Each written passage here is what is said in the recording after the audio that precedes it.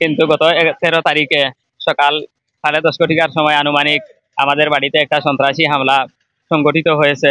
আমরা দেশবাসীর কাছে, প্রশাসনের কাছে, রেবর কাছে, সেনাবাহিনীর কাছে, বর্তমান সরকারের কাছে আমরা আশ্রয় চাই আর যে তারার নির্যাতনের কারণে, নিপীড়নের কারণে, অত্যাচারের কারণে আমরা দেশে থাকার আমরা পক্ষে সম্ভব নাই। এর জন্য আমরা সবার কাছে সাহায্য চাই। হতস্তম্ভ হয়ে যাই। আমার বাড়ি বাগায় ক্লাসপুর। আমরা একটা নিরীহ ফ্যামিলির মানুষ। আমরা এই আইনের প্রতি সবসময় শ্রদ্ধাশীল থাকি, আর মানুষের কথাও আমরা শুনি, সবাইকে শ্রদ্ধা করে সম্মান করি। আমাদের বাড়িতে আক্রমণ করে আমার বড় ভাই ফখরুল ইসলাম, খলিলুর রহমান, মঞ্জুর, আমার ভাবি 3 জন, আরো ছেলে মেয়ে সবাইকে তারা মেরে মাথা ফাটাইয়া কুড়াল দিয়ে মাথাতে কুফ দিছে। আমার এই ভাই বর্তমানে আশঙ্কাজনক অবস্থায় আইসিইউতে আছেন আজকে 3 দিন যাবত, খলিলুর রহমান। আর বাকি 2 জন আছেন রেস্টে দিছে, এখনো আশঙ্কাজনক অবস্থার মধ্যে আছেন এবং তাদেরকে নিয়ে আমরা অনেক উৎকণ্ঠার মধ্যে আছি। এই সন্ত্রাসী হামলাটা হয়েছে এই সাবেক মেম্বার আলাউদ্দিন সাহেবের নেতৃত্বে।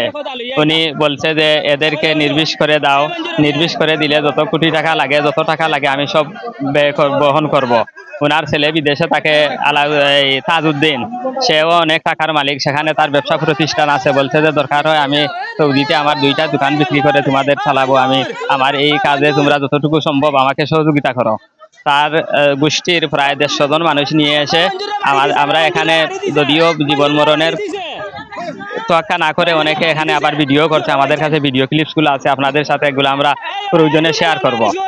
এখানে তারা গাছ কাটছে। আমার খলিল ভাই যখন একটু বাধা দিতে গেছেন গাছ কাটার জন্য, এই তাজউদ্দিনে গিয়ে কুড়াল দিয়ে মাথায় আঘাত করছে, প্রায় 1.5-2 ইঞ্চি হামাইছে। এখন উনি আইসিইউতে আছেন। আর আমরা শান্তপ্রিয় মানুষ। আমি প্রথমেই বলছি যে আমি দেশবাসীর কাছে আমার এটার বিচার চাইছি। আমি বর্তমান প্রশাসনের কাছে বিচার চাইছি, থানাতে আমরা মামলা করছি। আমি বর্তমান সরকারের কাছে আমি আমার এটা সুষ্ঠু তদন্তের মাধ্যমে আমি এটা একটা বিচার চাই। আমরা এছাড়া আমাদের আর যাওয়ার জায়গা নাই।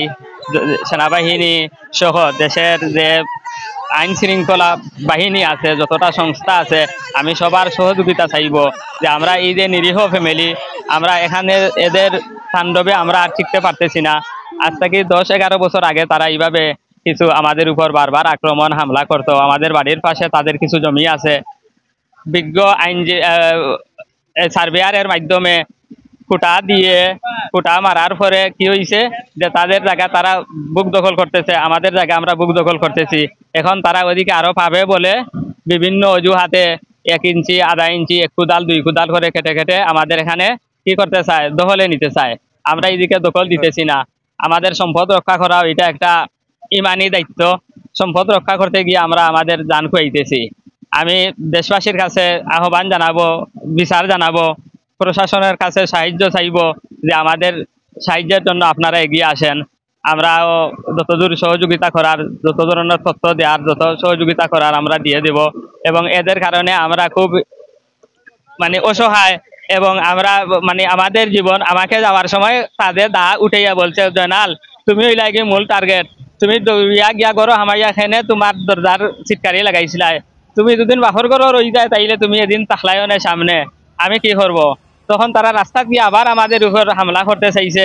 আমরা আরো বাড়ি দুটি আমরা জান বাঁচাইছি। দোকানের সামনে আমার ভাই বসা এই সিএনজির অপেক্ষা করতেছেন অচেতন অবস্থায়, যে উনি একদম নার্ভাস অবস্থায়, তাকে মারার জন্য আবার আক্রমণ করছে। আমাদের দোকানঘরও আক্রমণ করছে, আক্রমণ করে আরো একজন বাঁচাইছে, না হইলে ওনাকে ওখানে একবারে জানে শেষ করে ফেলতো। আমাদের ঘর দুয়ারের আলমারি, শোকেস, আলনা, দরজা সবকিছু ভাঙচুর করে আমাদের স্বর্ণ অলংকার, টাকা পয়সা সহ যা কিছু আছে সব তারা লুটপাট করে নিয়ে আসছে। আমাদের কাছে যে ভিডিও ক্লিপস একটু আগে যেটা বলছি, এটাই প্রমাণ দিবে আসলে কতজন মানুষ এখানে ছিল আর কি হয়েছে। আমি আসলে আমার ভাষায় প্রকাশ করতে পারবো না যে আইএমএ জাহেলিয়াতের যুগে আমরা মনে হয় বসবাস করছি। যে একজন মুরব্বী মানুষ আলাউদ্দিন, ওনার বয়স 60 ঊর্ধ্ব হবে, উনার নেতৃত্বে ওনার ছেলে 6 জন সহ একজন মৌলানা নিজামুদ্দিন, সেও বলতেছে এটা মুল্লা টুল্লা খায় না, যতদিন পর্যন্ত কথা গরম না হইলে সেও খেদুরে চিন্ত নাই। তোমরা আজকে আমরা দেখা তাইছি, আও তোমরা কতটুকু আসার, আমরা হয়েছি রে ভাই, আমরা কিচ্ছু নাই। তোমরা আমার বড় ভাই হয়েছেন যে তোমরা যা কিছু লাগে তোমরা সব নিয়ে নাও, গাছকুন খাটিলিরা খাটিলাও, কিন্তু আর বেশি আক্রমণ করিও না, আমার বাইরে ঘুরাইয়া জাপ দিয়া পড়ছে। ওই সময় আমি যান বাঁচাইতে গিয়ে আমার মূল টার্গেট আমি জমা জমি নিয়ে আমি একটু কাটাকাটি করি, অফিস আদালতে যাই, তসদিক করছি। এই দাগে জমি কতটুকু আমি জানি, আমার বাইরে সবাই সবটুকু হয়তো সমানভাবে জানে না। এই আমি এখানে জানি, এটা হইলে কি আমার সবচেয়ে বড় অপরাধ। এই কারণে তারা আমার উপরেও টার্গেট, আর আমার বাইরে হাত তুলি দিয়ে বলছে যে যা কিছু বিচার চাই। আমরা বিচারটা দেশবাসী, প্রশাসন, আইন শৃঙ্খলা বাহিনী সবার কাছে বিচার রইল। মৌলানা সাদেক আহমদ, আমি আমরা নির্যাতিত। তারা গত 13 তারিখ আমার ওভারসিটি পার্টি যারা আছে তারা আমরার উপরে আতর্কিতভাবে প্রায় শতাধিক লোক আইয়া সবর একটা লাঠি, একটা দা, একটা শাবল, এরপরে কুড়াল সবকিছু নিয়ে তারা আতর্কিতভাবে হঠাৎ করে আমরা না জানাইয়া আতর্কিতভাবে আমরার উপরে হামলাটা করছে।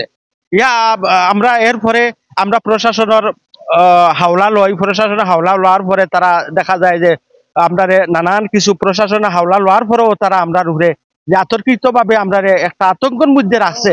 সব দিকে আমরা যেদিকে যাই ওইদিকে আমরা হামলা করতে আছে, বুঝছেন। কইছে যে তারা যে কোনো উপায়, যে কোনো মূল্যে তারা লাশ ফেলাইতো, লাশ 2-3টা তাদের দেখতে হইব।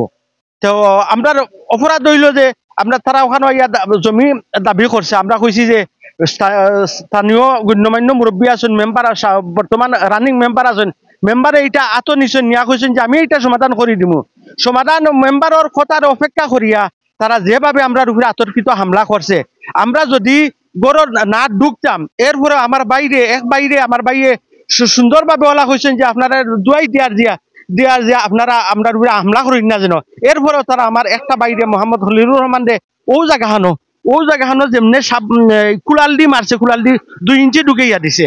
এটা প্রমাণ আছে, উসমানী মেডিকেল কলেজে তারা রিপোর্ট দিছে, সবকিছু আছে, বুঝছিনি।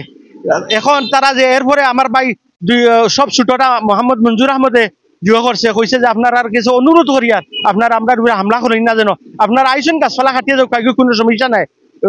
এরপরেও তারা আমার বাইরে খুব বেশি মারছে, মাথায় জখম করছে। বড় ভাই ওইভাবে অনুরোধ করছেন, তারা অনুরোধটা মানছে না। যে তারা বর্তমানে ওসমানী মেডিকেলে তারা চিকিৎসাধীন অবস্থায় আছেন। তারা বর্তমানে আছেন 3 জন, আর আরো মহিলা আছেন। এরা মহিলারে আমরা চিকিৎসা দিছি, উসমানী মেডিকেলে চিকিৎসা দেওয়া হয়েছে। এখন আমি দেশবাসীর কাছে এবং প্রশাসনের কাছে বিনীতভাবে অনুরোধ জানাই আর আহ্বান জানাই আর যে আমরা ওইটা সুষ্ঠু তদন্ত করিয়া যে কিভাবে আমরা নিরাপদে থাকতে পারি। এখন আমরা বাড়িঘর ছাড়া তারা আমরা উপরে আরো এত নির্যাতন করার পরে, এত কিছু করার পরে আমরা উপরে আরো নানান ধরনের উল্টা মামলা এবং হুমকি দামকি দিতে আছে। এর কারণে গিয়া আমরা দেশবাসীর কাছে, প্রশাসনের কাছে, রেবর কাছে, সেনাবাহিনীর কাছে, বর্তমান সরকারের কাছে আমরা আশ্রয় চাই আর যে তারার নির্যাতনের কারণে, নিপীড়নের কারণে, অত্যাচারের কারণে আমরা দেশে থাকার আমরা পক্ষে সম্ভব নাই। এর জন্য আমরা সবার কাছে সাহায্য চাই আর আমরা সাহায্য করবা, সরকারের কাছে আমরা সাহায্য চাই আর অনুরোধ করি আর আমরা সাহায্য করার লাগে। এই ঘটনাটা এটা আসলে তাদের দীর্ঘদিনের মানে আইন নিয়ে একটা সমস্যা। এই সমস্যাটা নিয়ে তারা নিজেদের মধ্যে বসছিলেন ইতিপূর্বে। এখন এটা সমাধান হয় না, এটা নিয়ে গতকালকে তাদের মধ্যে যাই হোক, আমরা বাই আইনগতভাবে কঠোর ব্যবস্থা নেব। কারণ অন্যায়কারী যেই হোক, আমি একটি কথা বলছি, অন্যায়কারী যেই হোক সে ছাড় পাবে, তবে নিরপরাধ আসবে। অন্যায়কারী কাউকে আমি ছাড়বো না। আর বিশেষ করে যে মামলা রেকর্ড হয়েছে, নিয়মিত মামলা হয়েছে, আইনগত ব্যবস্থা প্রক্রিয়া হয়েছে। ইনশাল্লাহ আমরা আইন কঠোর এই ধরনের ঘটনা না ঘটে ভবিষ্যতে, যাতে এরকম সাহস না পায়। ইনশাল্লাহ। Thank you.